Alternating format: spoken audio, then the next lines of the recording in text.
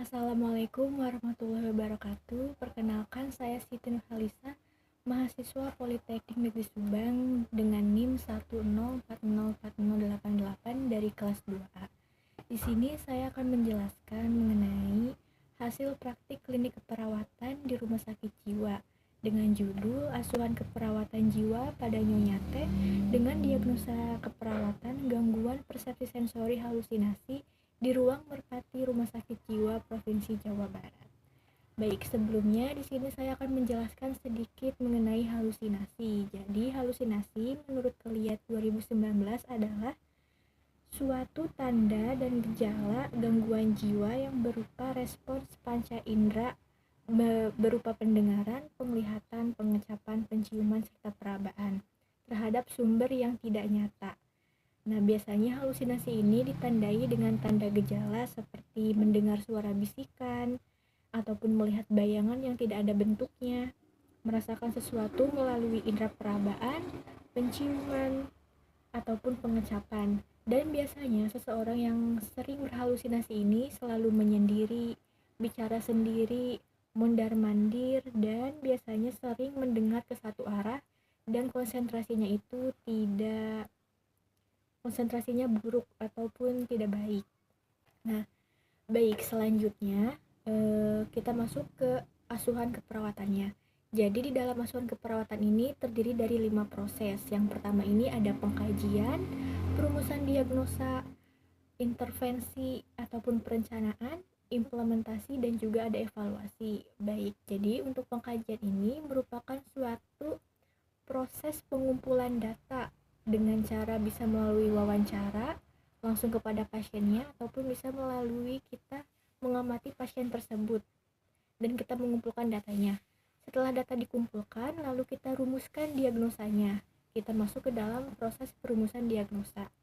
Kita rumuskan hasil-hasil data yang telah kita dapatkan, lalu kita masukkan ke dalam perumusan diagnosa. Setelah kita mendapatkan data dan kita merumuskan diagnosanya, kita masuk ke tahap intervensi. Jadi di dalam tahap intervensi ini merupakan suatu perencanaan tindakan keperawatan yang akan kita lakukan kepada pasien kelolaan kita. Di dalam tahap intervensi ini biasanya kita masukkan juga kriteria hasilnya. Hasil apa sih yang akan kita berikan atau hasil apa yang akan kita dapatkan agar pasien kita ini dapat sembuh kembali atau masalahnya dapat teratasi. Setelah intervensi, setelah kita buat list perencanaan yang akan kita berikan kepada pasien kita, lalu kita implementasikan, masuk ke tahap implementasi. Kita implementasikan apa saja yang telah kita rencanakan kepada pasien kita, lalu setelah itu masuk ke tahap evaluasi atau proses penilaian apakah implementasi yang telah kita berikan ini sudah dapat mengatasi masalah yang sedang pasien hadapi atau tidak.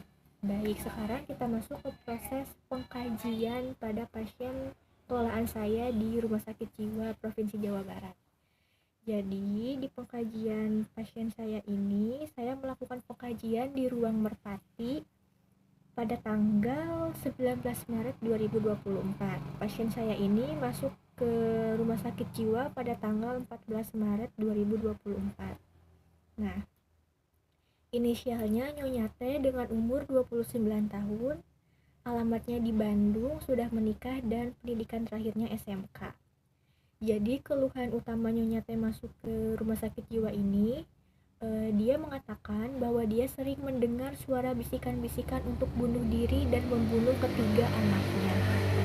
Namun, pasien mengatakan suara-suara tersebut tidak ada bayangnya atau tidak ada bentuk aslinya. Jadi seperti yang telah saya jelaskan di awal bahwa tanda gejala tersebut masuk ke dalam halusinasi atau gangguan persepsi sensori. Nah, alasan pasien masuk ke rumah sakit juga ditandai katanya pasien mengatakan dibawa ke rumah sakit karena mendengar suara bisikan untuk memukul suaminya, sehingga klien atau pasien saya itu tidak dapat mengendalikan suara bisikan tersebut dan menyakiti suaminya, lalu dibawa ke rumah sakit jiwa. Untuk faktor predisposisinya, pasien mengatakan pernah menganiaya suaminya pada usia 29 tahun karena suara bisikan yang ia dengar. Klien juga mendapatkan tuntutan dari orang tuanya ketika ia masih sekolah untuk selalu mendapatkan nilai yang bagus dan harus menuruti semua perintah orang tuanya, sehingga klien merasa tertuntut atas hal-hal tersebut.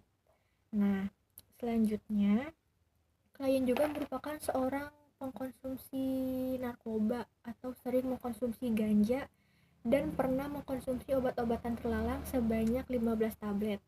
Pasien saya mengatakan tidak sadar saat melakukan hal tersebut. Ia baru sadar ketika disadarkan oleh keluarganya.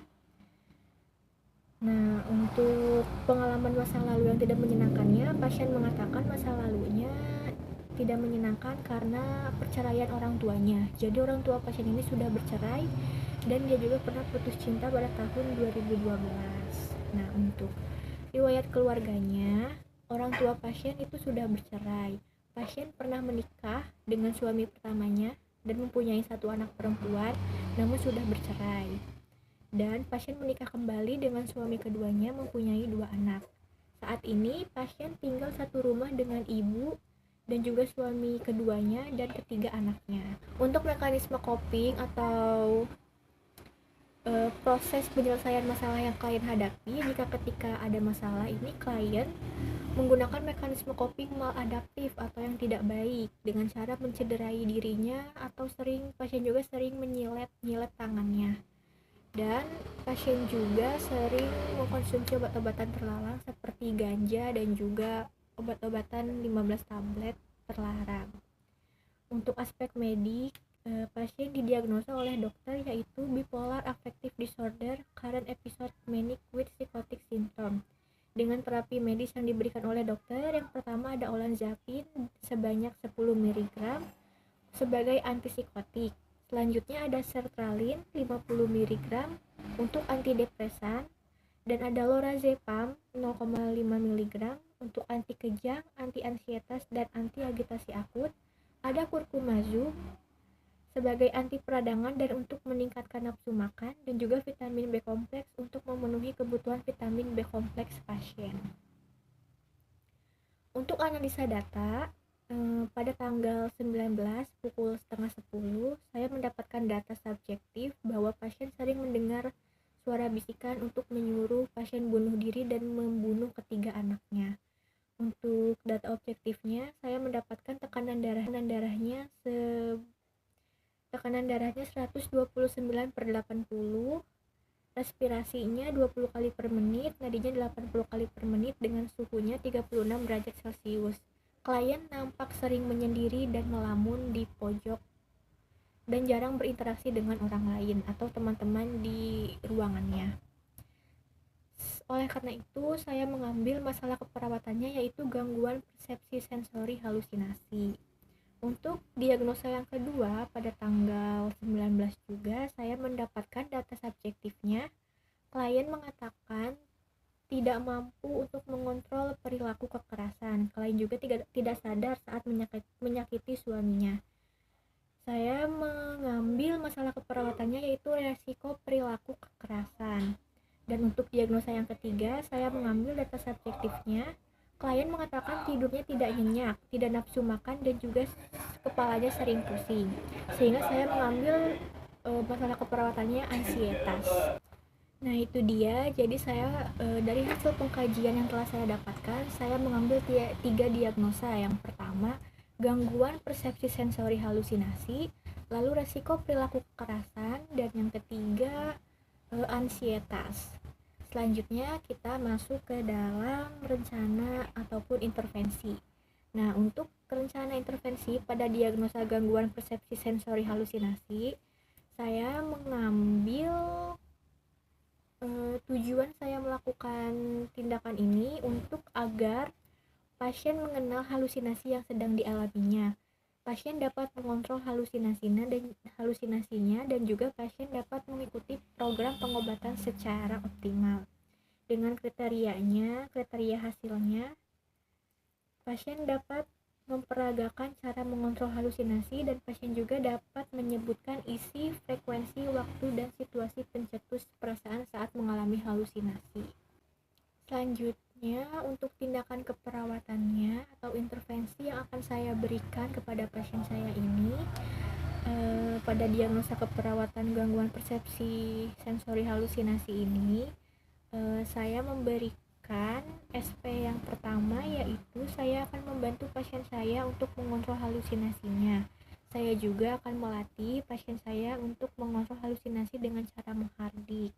Untuk SP yang keduanya, saya akan mengevaluasi kegiatan yang pada hari sebelumnya atau yang lalu, atau SP1, dan juga saya akan melatih pasien untuk berbicara atau bercakap dengan orang lain saat halusinasinya muncul. Untuk SP yang ketiganya, saya akan mengevaluasi kegiatan yang lalu dan juga saya akan melatih kegiatan halusinasi pasien agar tidak muncul dengan cara melatih pasien untuk melakukan aktivitas-aktivitas yang menarik bagi pasien dan juga agar pasien dapat mengontrol halusinasinya. Selanjutnya untuk SP yang keempatnya, saya akan mengevaluasi kegiatan yang sebelumnya dan akan menanyakan mengenai program pengobatan yang sedang dijalani pasien, dan juga saya akan menjelaskan mengenai pentingnya obat pada pasien gangguan jiwa seperti pasien kelolaan saya ini.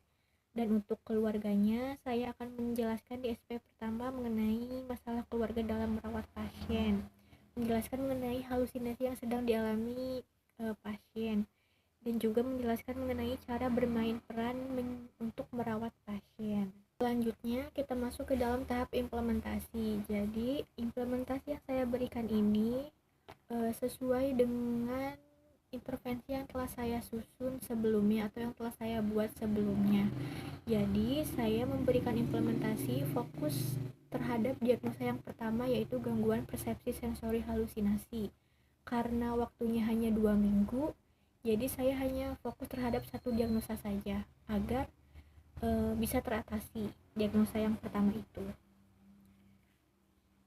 Karena jika diagnosa yang pertama sudah teratasi, pasti diagnosa yang kedua dan ketiganya juga akan teratasi. Jadi untuk implementasi yang saya berikan kepada pasien saya pada hari pertama, hari Kamis tanggal 21 bulan 3 2024 pukul 9:35. Untuk SP1-nya saya membantu pasien untuk mengenal halusinasi dan juga saya melatih pasien cara menghardik halusinasi. Didapatkan evaluasinya dengan data subjektifnya, pasien mengatakan sudah memahami apa itu halusinasi dan sudah mengatakan bahwa dirinya juga pernah diberitahu halusinasi oleh perawat sebelumnya. Dan klien juga mengatakan sudah paham mengenai cara menghardik halusinasi.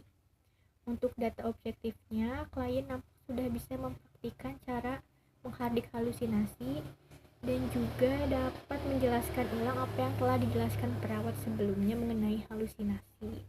Untuk analisisnya, klien sudah mengenal halusinasi dan sudah bisa menjelaskan mengenai cara menghardik halusinasi. Untuk planningnya, saya melanjutkan ke SP yang kedua karena di SP pertama ini sudah berhasil. Dan untuk SP yang kedua saya lakukan di hari Jumat pada tanggal 22 bulan 3 2024 pada jam 4 sore hari. Untuk SP yang kedua, tindakan yang pertama ini saya mengevaluasi kegiatan sebelumnya atau kegiatan di SP yang pertama.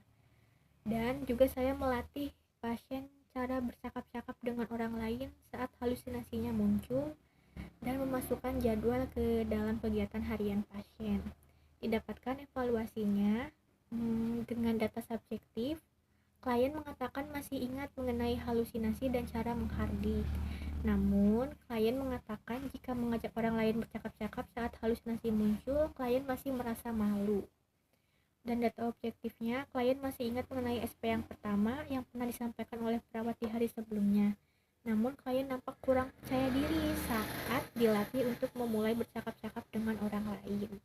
Untuk analisanya, klien masih ingat mengenai SP yang pertama, namun klien tampak kurang percaya diri saat dilatih untuk bercakap-cakap dengan orang lain. Nah, untuk planningnya ini sepertinya SP yang kedua ini masih kurang berhasil karena pasien saya ini masih tampak malu-malu saat diajak untuk berinteraksi dengan orang lain.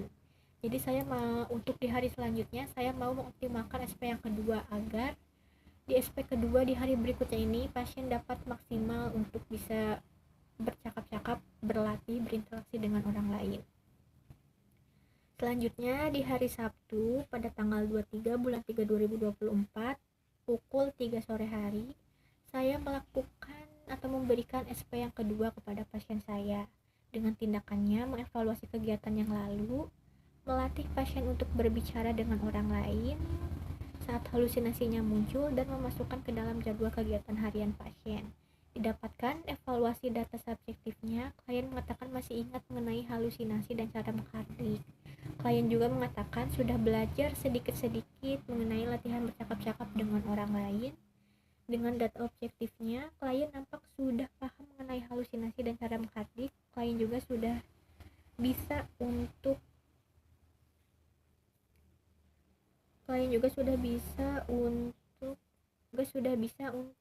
mengajak orang lain berinteraksi saat halusinasinya muncul tanpa rasa malu-malu lagi.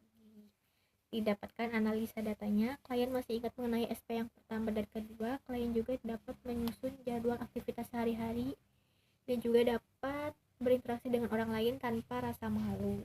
Dan untuk planningnya ini, kita lanjut ke SP yang ketiga. Baik, selanjutnya di hari Senin tanggal 25 bulan 3 2024 pukul 9, saya memberikan SP yang ketiga, yaitu dengan tindakannya mengevaluasi kegiatan yang lalu, dan juga saya melatih pasien untuk berkegiatan yang bermanfaat atau yang berpositif agar halusinasinya tidak muncul, dengan cara menjelaskan mengenai pentingnya aktivitas yang teratur, mendiskusikan mengenai aktivitas yang biasa dilakukan oleh pasien di rumah, melatih pasien melakukan aktivitas, dan menyusun jadwal aktivitas hari-hari pasien sesuai dengan aktivitas yang telah dilatih dari pagi sampai malam. Dan juga memantau pelaksanaan jadwal kegiatan dengan memberikan penguatan terhadap perilaku pasien yang positif. Didapatkan hasil evaluasi subjektifnya, pasien mengatakan jika di rumah ini pasien sering mengurus ketiga anaknya, dan juga pasien sebagai ibu rumah tangga yang mengurus ketiga anaknya, dan juga terkadang ia sering berjualan di rumahnya karena pasien mempunyai warung kecil-kecilan di rumah. Nah, oleh karena itu saya menganjurkan pasien untuk melanjutkan berjualan di rumah agar mempunyai aktivitas yang positif kepada pasien dan tidak sering menyendiri lagi. Karena ketika pasien menyendiri, pasti suara bisikan tersebut akan muncul kembali. Nah, untuk analisanya, untuk objektifnya, pasien nampak sekarang bisa dapat berinteraksi dengan orang lain dan dapat menyusun jadwal kegiatannya secara mandiri. Untuk analisanya, pasien masih mengingat mengenai SP1 dan kedua. Pasien juga dapat menyusun jadwal aktivitas sehari-hari yang telah dibuat atau disusun oleh perawatnya. Untuk planningnya, kita masih optimalkan SP ketiga. Selanjutnya di hari Selasa pada tanggal 26 bulan 3 2024 pukul 10.45, saya masih menerapkan SP ketiga karena di planning sebelumnya saya mengoptimalkan SP ketiga untuk hari selanjutnya. Didapatkan data subjektifnya, pasien mengatakan semenjak menyusun dan melaksanakan jadwal harian yang telah dibuat bersama, halusinasi yang biasanya muncul ini sudah sedikit berkurang, dan didapatkan data objektifnya, klien tampak melakukan kegiatan positif untuk melakukan halusinasinya, untuk mengurangi halusinasinya. Dan analisanya, klien nampak melakukan kegiatan positif di dalam ruangan bersama teman-teman yang lainnya, dan juga dapat menyusun jadwal kegiatan bersama perawat yang positif. Untuk planningnya masih dioptimalkan SP ketiga. Selanjutnya di hari Rabu pada tanggal 27 bulan 3 2024 masih di SP ketiga. Didapatkan evaluasinya, yaitu klien mengatakan masih ingat mengenai SP1, 2, dan 3 yang sudah dijelaskan oleh perawat. Pasien juga mengatakan merasa senang ketika bisa melaksanakan kegiatan positif yang telah disusun bersama perawat. Klien juga mengatakan bahwa semenjak melakukan kegiatan positif yang telah dijadwalkan di ruangan, ia menjadi lebih banyak teman di ruangannya. klien mengatakan bahwa jadwal kegiatan positif itu sudah ia laksanakan dalam kehidupan sehari-hari ketika sudah pulang dari rumah sakit. Untuk objektifnya, klien sekarang nampak ceria, nampak mempunyai banyak teman di ruangannya dan juga dapat melaksanakan kegiatan positif di rumahnya. Planningnya kita lanjut ke SP yang keempat, karena untuk SP yang ketiga ini sudah berhasil, walaupun dalam 3 hari. Selanjutnya di dalam SP yang keempat ini saya lakukan pada hari Kamis tanggal 28 pukul 1:25.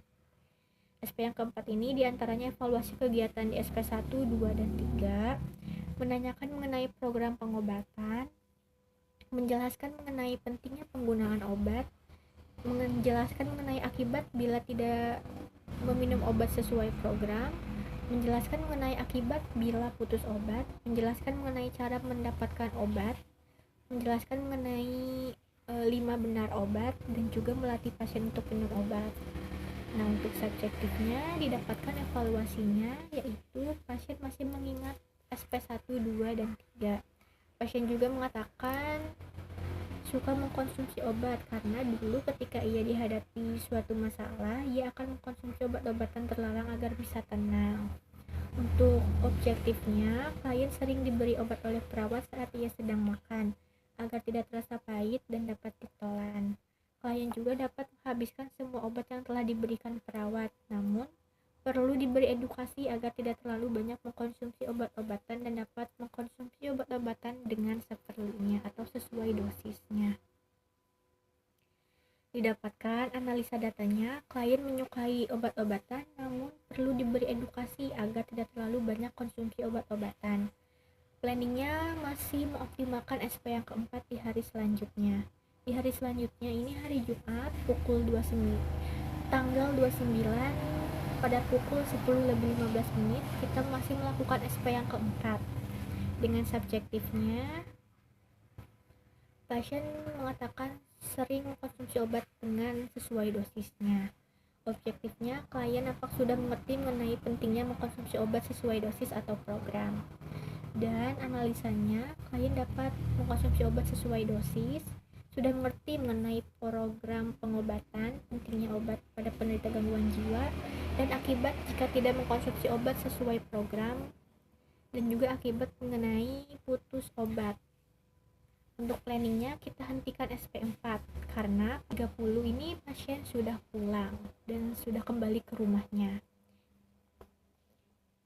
Jadi dapat disimpulkan bahwa dari hasil pengkajian wawancara dan observasi yang saya dapatkan ini, didapatkan data subjektif bahwa pasiennya sering mendengar suara bisikan suara pria untuk bunuh diri dan membunuh ketiga anaknya. Dan berdasarkan hasil pengkajiannya, didapatkan hasil data lalu ditegakkan diagnosa mengenai gangguan persepsi sensori halusinasi. Dengan rencana tindakan keperawatan menggunakan strategi pelaksanaan yang bertujuan agar pasiennya dapat mengontrol halusinasinya.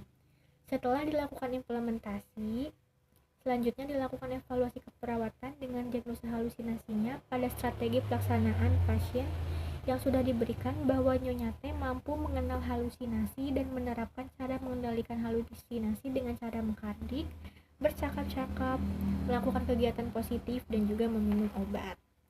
Nah, itu dia mengenai asuhan keperawatan jiwa yang telah saya lakukan di Rumah Sakit Jiwa Provinsi Jawa Barat pada pasien kelolaan saya, Nyonya T.